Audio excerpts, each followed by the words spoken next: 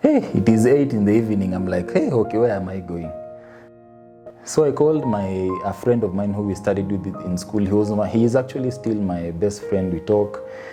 So he's like, there's a place they stay, in Njiru. There's a place in Nairobi called Njiru. So he told me, I'm not currently staying there, but there are guys who are there. I am up country.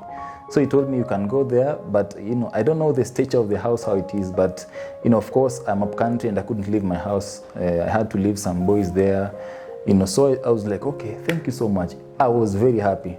And the eve of that night, I went to sleep and I was like, okay, God, if you're calling me to, if this is where I'm going, it is okay. All the doors have closed, but the door I least expected open.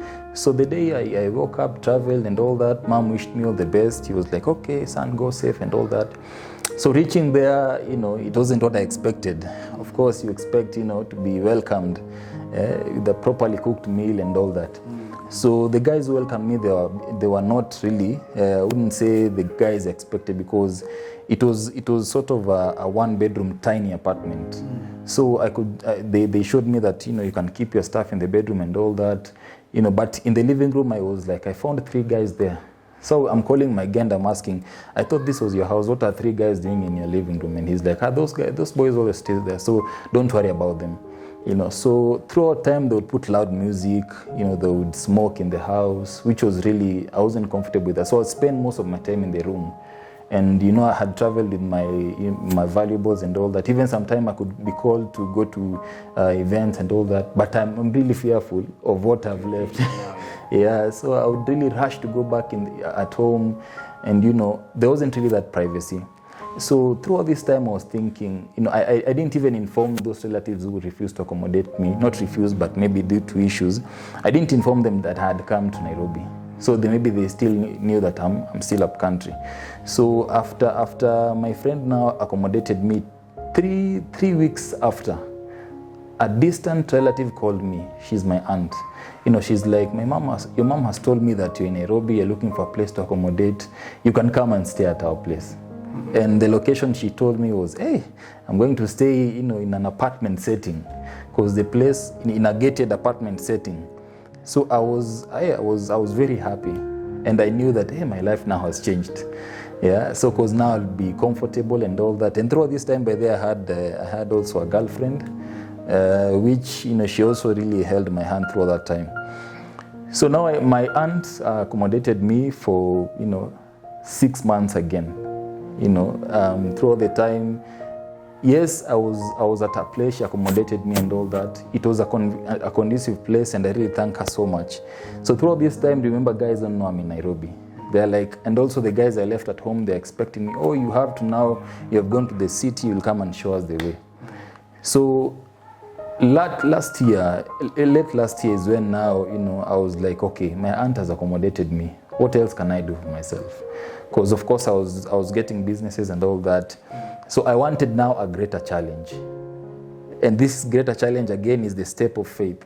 So, with the small savings I had, I went and looked for a place, and then I paid. I paid rent and deposit and some service charges here and there. I paid, of course, rent and deposit is quite a lump sum amount. So I didn't even have furniture. I didn't have anything. I just paid, and I said, God, I've paid. How I will survive in February, it is you who know. It is you who know. So after I paid and all that, it was 25th last year, December.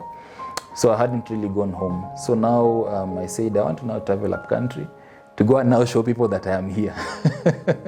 But they don't know what is really happening in the back end. So I went home, and my mom was happy to see me, because she was like, hey, 6 months you left and now you're alive. What next? I told her, by the way, in January I'm not going back where I was. I'm going back to my place. I'm going to my place. Hey, she was like, hey, I admire your faith. Hey.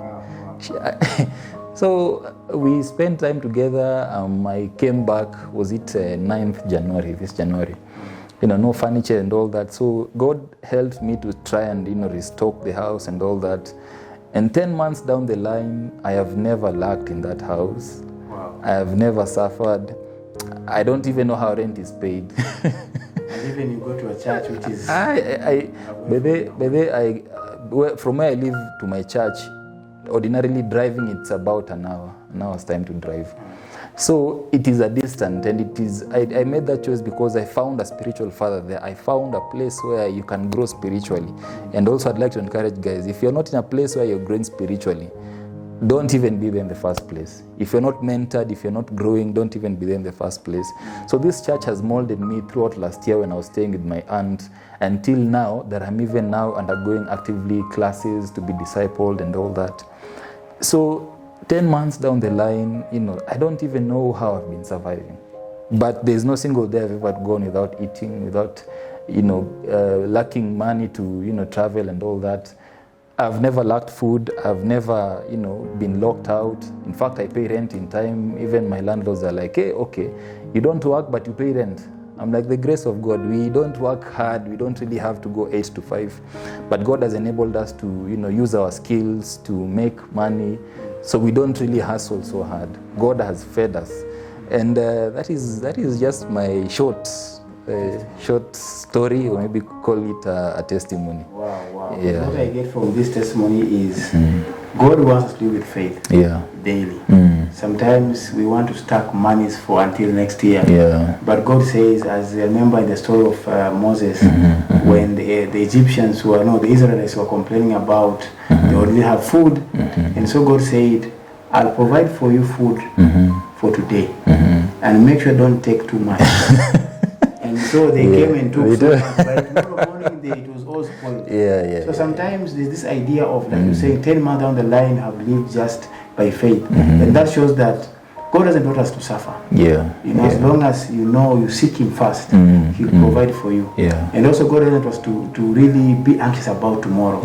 Because when you look at the first episode, is about seek the kingdom of God first, and all these things shall be added. So as we've all heard from our guest here, Billy Newton, his testimony is a game changer, and mostly for the young people who are so much comfortable in your homes whereby your parents are providing everything.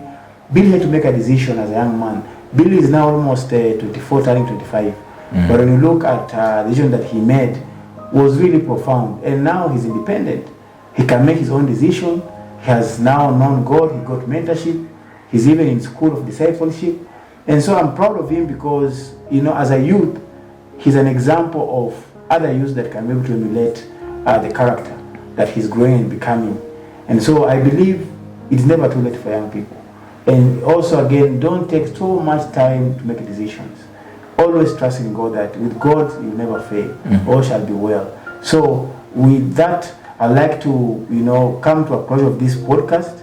And I'd like you to, subscribe to this channel, like and share, and look forward for even having more guests coming on our channel to share more testimony, because I believe in testimonies. Testimonies give people hope. Testimonies give us, actually empower us and inspire us to be able to know that if you went through this session, I can also go through, I can also make it. Because at some point, each of us have gone through something. And I believe it is a learning curve for all of us. So may God bless you for watching, and we pray that you may succeed in everything you are doing.